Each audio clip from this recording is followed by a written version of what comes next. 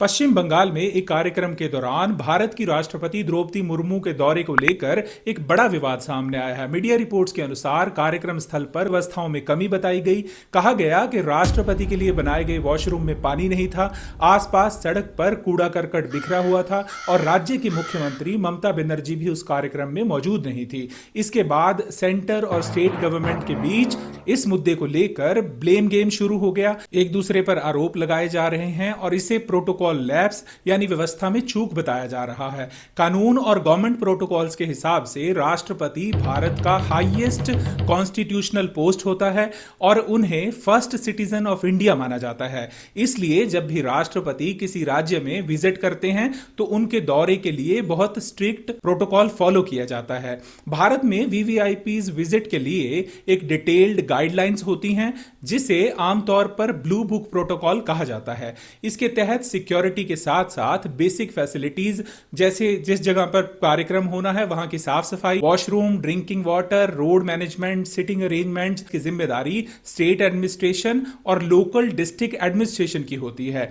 अगर इन बेसिक व्यवस्थाओं में कोई भी कमी रह जाती है तो इसे एडमिनिस्ट्रेटिव लैप्स या प्रोटोकॉल लैप्स माना जा सकता है। जहां तक मुख्यमंत्री की मौजूदगी का सवाल है, कानून में ऐसा कोई रूल नहीं है कि चीफ मिनिस्टर को हर प्रोग्राम में पर्सनली प्रेजेंट होना ही पड़ेगा।